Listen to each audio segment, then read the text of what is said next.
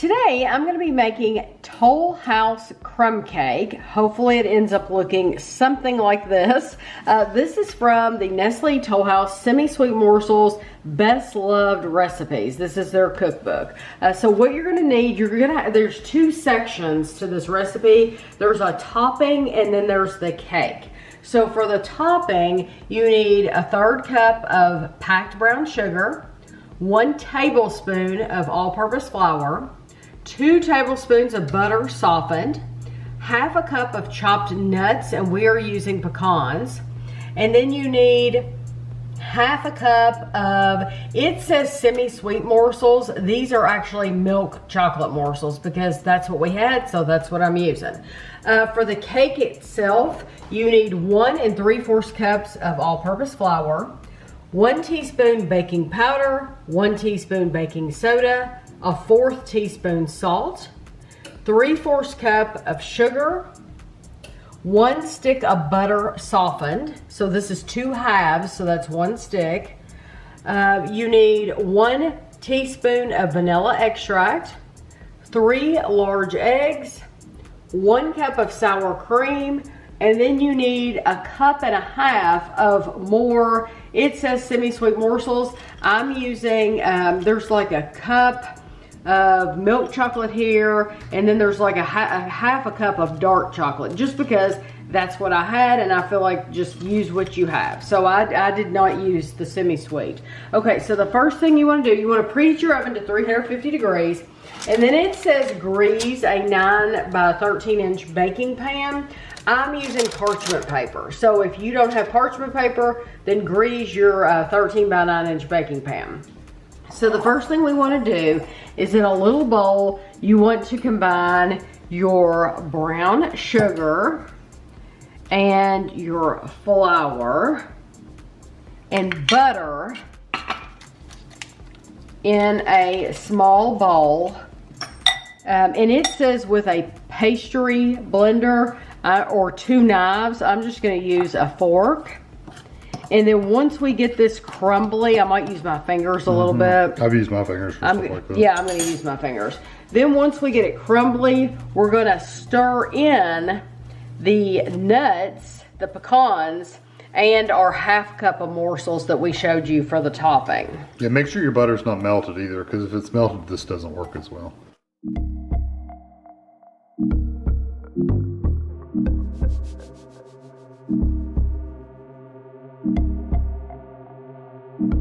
Isn't bad at all to do this with your fingers. If you get like a hunk of butter, just get it between your fingers and just smush it, and I've done that. It's all combined really well. And so now we're going to add in our nuts and our morsels, and I may as well just keep using my fingers because they're already dirty, so why not? So this is your topping. And so this is what that's going to look like, and now we're going to set this to the side. So now you want to take your flour, your baking powder, baking soda, and salt, and just put this in a bowl, a small bowl. I'm going to use the fork I got out before and just stir it around a little bit. Get it ready to go. And then in our mixer, it doesn't have to be anything, no big deal. In our mixer, you want to beat the sugar, butter, and vanilla.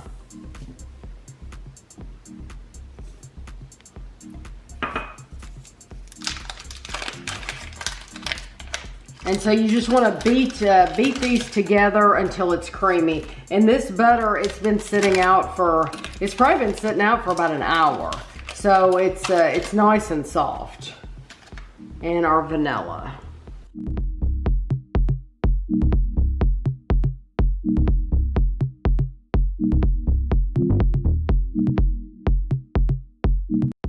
I scraped my bowl down. So now you want to continue mixing this up and add your eggs one at a time.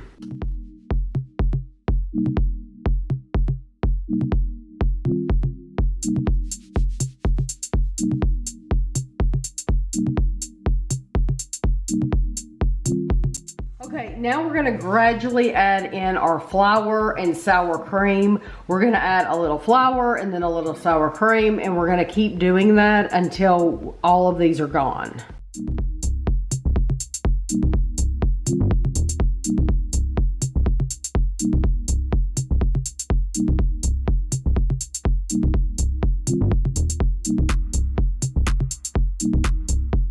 So we're gonna take our batter.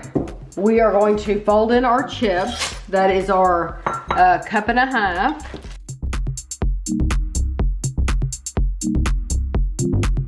And now we're going to put this in our prepared pan.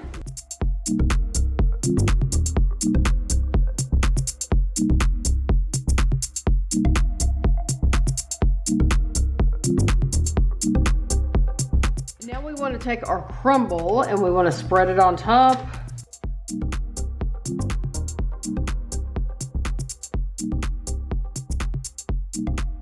In your oven, bake it for 25 to 35 minutes.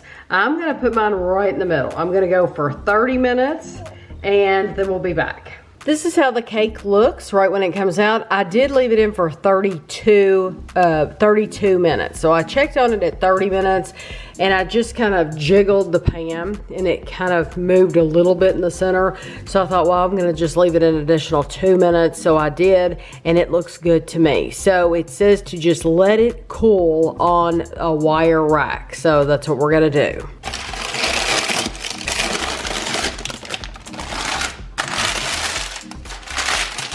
So some of you may be wondering, how well does the cake come out of a pan with parchment paper? Because we do this with brownies and stuff like that, but not necessarily cake.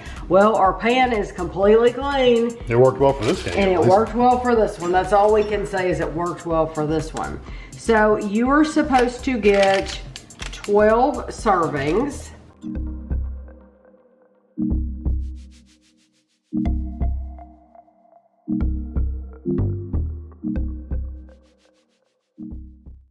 Nothing more to tell you. It just says bake 25-30 minutes until wooden pick inserted in the center comes out clean. Of course, I didn't do that. I very, very rarely do that. Sometimes I do. Kevin always does that because he's a rule follower. I'm not a rule follower, so I just do it my own way. Wing it. I wing it. I don't want a soppy cake when I when I cut it. Right. And you're just trusting that. No, everybody has their own method, and my method is at 30 minutes, I reached in and I jiggled.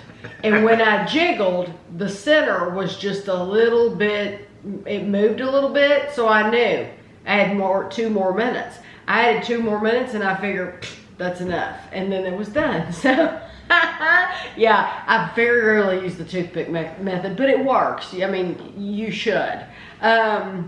Cool in pan on wire rack. It makes 12 servings. That's it. That's all they tell you. They don't give you instructions for like how to store it or anything like that. They probably figure you won't have any left. But I would say at room temperature in a covered, sealed container. Like you would any other cake. Yeah, like you would any other cake, yes. I mean, this does have a lot of sour cream in it though. So I don't know. It does. But since it's baked, don't you think it's safe? It's not like cheesecake or something. Where this has been cooked, I don't know. I would consider this safe. I don't know. I would leave it at room temperature. I love the, first of all, it's a good cake. Yes, it is. I'm glad the cake is not any, like, thicker than it is, because then it would be too much. The way it is right now, though, it's perfect. It's like, it's just the right amount of cake to that sugary, crunchy topping. I really like the flavors, too. It's very chocolatey. Yes, they wanted you to use the semi-sweet chocolate mini morsels. Absolutely, you can do that.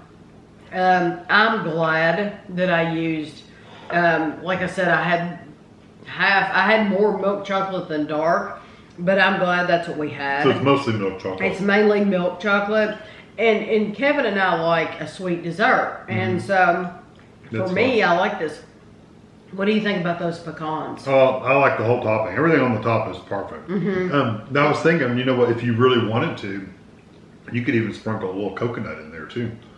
You could. Oh yeah, there's lots of things you could do to change it. I even had white chips, and I thought, should I use white chips? And then I thought, no, because No, I like that chocolate flavor.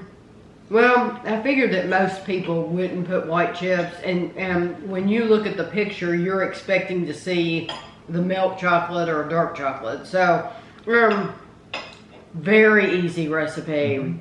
I think it's delicious. I would totally make this again. Yeah, I would make this, you know. Yeah, Because I really do like, and like you said, you could change up the toppings with whatever. I'm just saying coconut because the pecans and coconut really go good together anyway. Right. And the chocolate, you could just put a little bit of coconut in that mix, that topping stuff, if you wanted to. It would be good. This would be good too if you have one of those throwaway pans with the lids to take it with you somewhere because it is so easy and you're doing it all at once. You're not having to do anything with it after it bakes. Right, just take it and go. Because you've already added the crumble. So yeah, you take it and go. So it's all in one thing. And you can have this any time of year too. This would go for Christmas to summer reunion. You know, I mean, literally, this could go anytime. Yeah, so very, very easy. Yeah, so, it doesn't have seasonings or spices or anything that would tie it to a holiday or anything. Yeah, there's lots of things in this book. Lots of recipes that I would like to make. It's a chunky board book. I think it's interesting. I guess that stuff, if it gets a little wet, it won't like destroy the page, I guess. So if you drop something on it, you can just wipe it off. Right, it's happened. So it's happened and it's been wiped off. So it does work. It does work. The thing about it is you're not getting as many recipes in here because it is a chunky board book.